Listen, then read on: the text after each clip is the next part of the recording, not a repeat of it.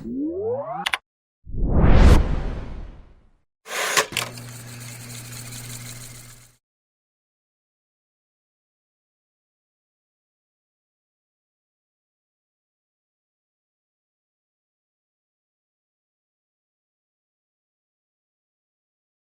такое психологизм в литературе?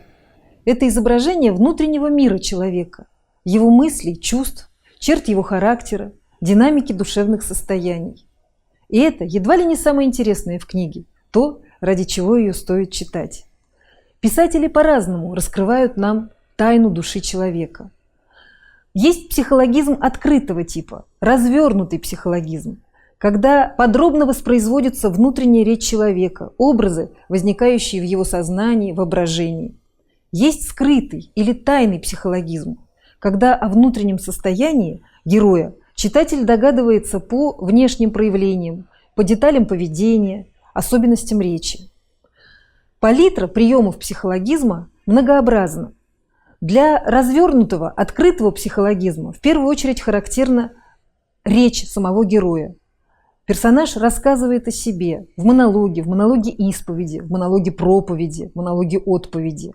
Это может быть авторская характеристика, это может быть поток сознания героя, данный через его внутренний монолог, или, как несобственная прямая речь, когда автор проговаривает за героя, что он думает и чувствует, но использует его слова.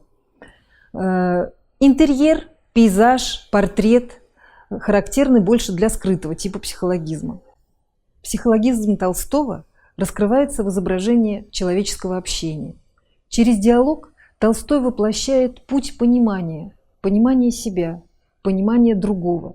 Над этой проблемой писатель задумывался с юности. Не случайно в свой дневник он выписывает высказывание Марка Аврелия: «Тот, кто не осознает движений собственной души, обречен на злосчастье. Он невнимателен к тому, что происходит в душе другого человека». Здесь понимание другого через себя, понимание другого как себя, умение встать на точку зрения другого, умение почувствовать то, что чувствует он. И понимание по Толстому – это не есть ум, это процесс иррациональный, интуитивный. Понимание – это способность врожденная, развитая в некоторых семействах, пишет Толстой. Прежде всего, конечно, в любимых семействах Толстого, Ростовых и Болконских.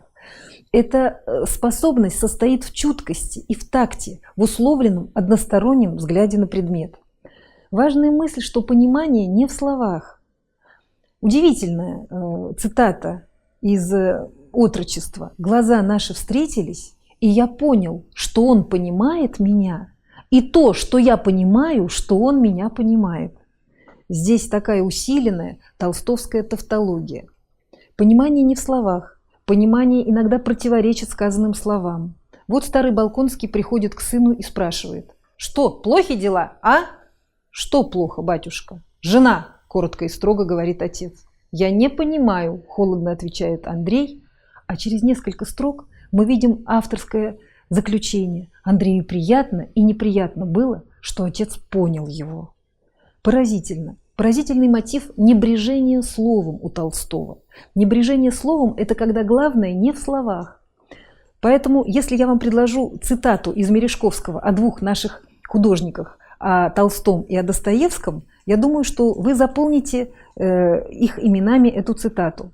Например, для одного важно, что говорят, а для другого – как говорят. Вот этим вторым, конечно, оказывается Толстом. Для него сам процесс проговаривания, созревания мысли гораздо важнее, чем то, что говорится. Для Достоевского наоборот.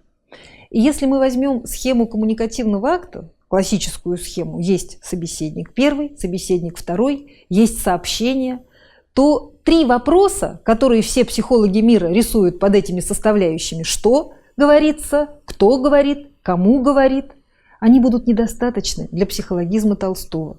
Толстой обязательно ставит еще два вопроса: как и почему. Диалоги Толстого трехслойны. На первом плане реплика, то, что слышит каждый из героев. Один произносит, второй слышит. На втором плане невербальное сопровождение этой реплики, как говорится, покраснев, опустив глаза. И третий план, самый главный, это авторский комментарий. Автор всеведущий, всезнающий как Бог. Он проникает не только в сознание героя, но и его в подсознание. Он знает не только то, что думает и чувствует персонаж в этот момент, но предугадывает, что он будет чувствовать позднее, то еще, о чем не знает сам герой. Возьмем для примера сцену, когда Николай Ростов признается отцу в проигрыше. «Что же делать? С кем это не случалось?» – сказал сын развязным, смелым тоном, тогда как в душе своей он считал себя негодяем, подлецом, который ценой жизни не мог искупить своего преступления. Ему хотелось бы целовать руки своего отца, на коленях просить его прощения. Вот если мы изымем этот авторский комментарий, а Толстой всеведущий, всезнающий как Бог, то получится действительно голос Николеньки, развязный, смелый тон. Что же делать, с кем это не случалось? Но гораздо важнее не что говорится, а как говорится.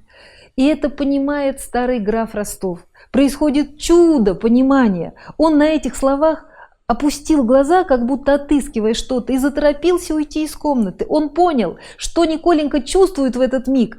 И не ростовская эта порода таким развязным тоном признаваться в проигрыше, который сделает нищей всю семью. И на этих словах уходящему отцу вслед бросается Николенька и кричит: «Папенька, простите меня», и действительно целует ему руку. Чудо понимания. Герои слышат и понимают друг друга, и это понимание не слов, а того, как они говорят. Поэтому Толстой использует всю палитру невербалистики, невербальных компонентов коммуникации. Это кинесика, жесты, мимика, позы. Это токесика, прикосновение, рукопожатие. Это, конечно, его такие физиологические метафоры, которые строятся по модели. Он чувствовал себя как человек, который. Так Левин после брака с Кити чувствовал себя как человек, который издали любовался плавным ходом лодочки, а теперь сам сел в эту лодочку и понимает, как непросто ей управлять и удержать равновесие. Или, поссорившись с супругой, он чувствовал себя как человек, который ощущает, что его ударили сзади, и оборачивается, чтобы увидеть, кто же его ударил, и вдруг понимает, что это он сам себя ударил. Или Вронский. Никуда нельзя было поехать, чтобы не встретить Каренина. Так чувствует себя человек, у которого болит палец, и который всюду задевает этим своим больным пальцем. Толстовский текст развернут к читателю, к воспринимающему читательскому сознанию. Он как будто хочет помочь нам понять, что же чувствует герой. Кроме токесики, кинесики, существует такой инструмент, как гастика. Гастика – это наука о вкусовых качествах, о коммуникативных качествах в пище. Так, например, в рассказе «Смерть Ивана Ильича», обреченный на умирание, герой вспоминает, как в детстве он ел чернослив. И этот вкус трудно отделяемой косточки от сладкой мякоти напоминает ему о всей неизбежности, о всей неотвратимости, о смерти, и о детстве, в которое ему никогда уже не вернуться. Или такой инструмент, как ольфакция. Это наука о запахах. Через запахи читатель Толстого постигает душевное состояние его героев. Так, например, когда суровый князь Болконский учит Марью геометрии, ее обдает суровым и старчески едким табачным запахом отца. Здесь и характер отца нам явлен, и его восприятие дочерью. Или Николай Ростов, поцеловавшись с Соней, долго будет вспоминать этот вкус поцелуя, смешанный с запахом паленой жженой пробки, потому что Соня наряжена гусаром, и над губой у нее нарисованы черные усы. Кроме таких инструментов, Толстой еще использует и проксемику, то есть науку о расстояниях в отношениях между персонажами. Особенно хорошо это можно увидеть в рассказе «Смерть Ивана Ильича». И системологию, наука о детали, о системе вещей, которая попадает в кадр внимания общающихся персонажей. И хронимика – это режим реального времени, в котором живут и разговаривают персонажи. Оно максимально приближено к нашему читательскому, житейскому времени. Чужие дети, которых мы не видим, растут слишком быстро, свои, что на глазах слишком медленно. Не случайно Набоков говорил, что только героев Толстого русские читатели обсуждают как близких знакомых или друзей, с которыми они только что сидели за одним столом. Таким образом, все многообразие и пластичность толстовского психологизма обогащают нас опытом понимания глубин человеческого общения, глубин понимания себя и другого, как себя.